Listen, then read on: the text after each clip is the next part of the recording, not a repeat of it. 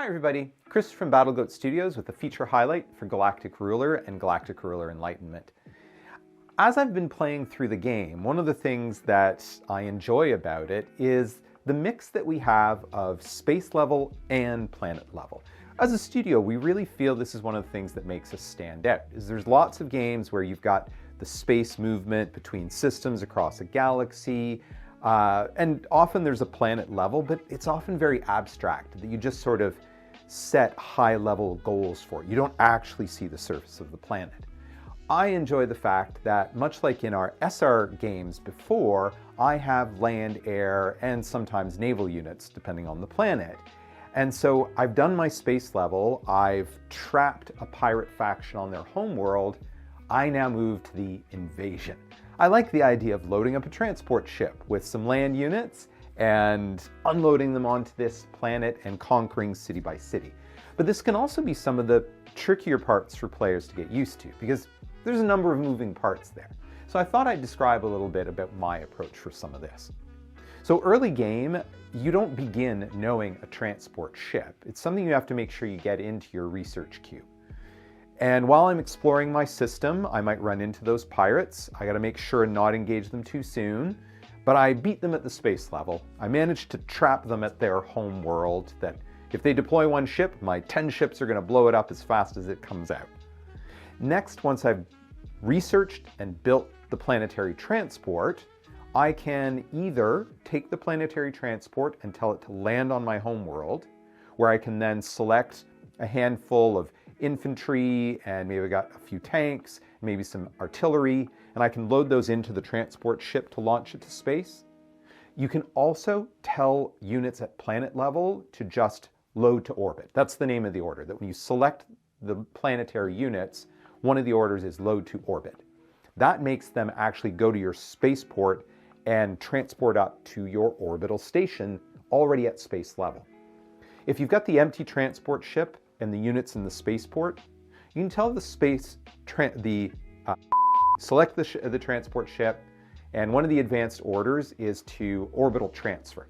So the planetary transport will pull those units out of the orbital station and put them into its cargo. So those are the two ways to get your transport full. You then send it traveling to the pirate world. And transport ships are one of the slowest moving ships, so you may end up doing some other things as you go, but eventually your transport gets there.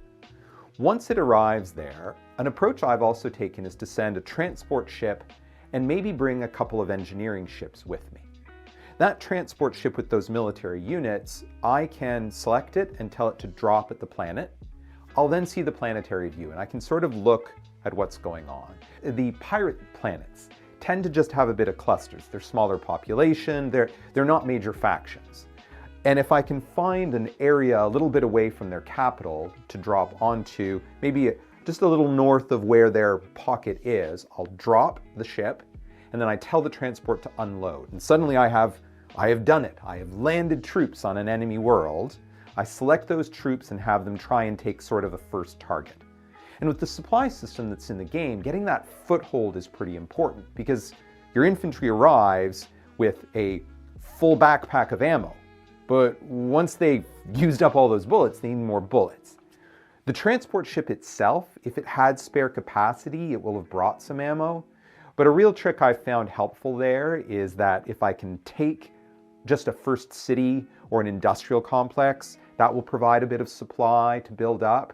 Or I'll bring along engineering ships, because the engineering ships, you can tell them to drop an outpost onto any landable world. So once I take a bit of territory, I jump back up to space level, engineer, tell it to drop an outpost near where my troops were. And that's really my foothold. Once I have some land troops on the planet, I've got a first outpost there with a new spaceport, I can move the troops around that way.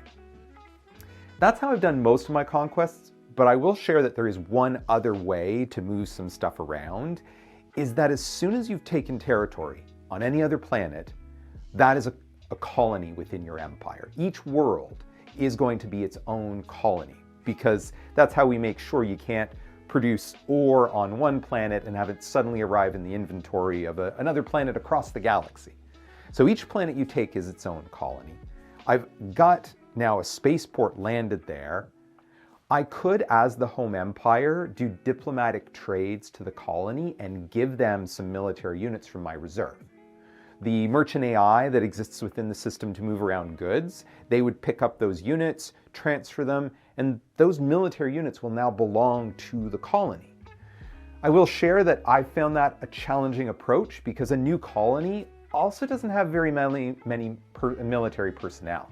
So being able to have enough soldiers to drive the tanks, that can be a tricky thing when you're doing that early conquest. And I won't go too much further, but to say that that gets into some of the population growth, and we're going to have another video about moving population around, so watch for that one. But generally, that's been the approach to moving some troops around, helps you build, load, move, unload, and conquer. And that's, like I said, it's been really fun to move my forces around a pirate world, take everything over, and see them collapse, and now I've conquered another world and added it to my empire. So if you've managed to do some planetary conquest, if you've had different approaches, feel free to leave some comments down below. Hopefully as you're playing the game, you're enjoying it, and you'll take a couple minutes to leave us a Steam review, share your thoughts with the community.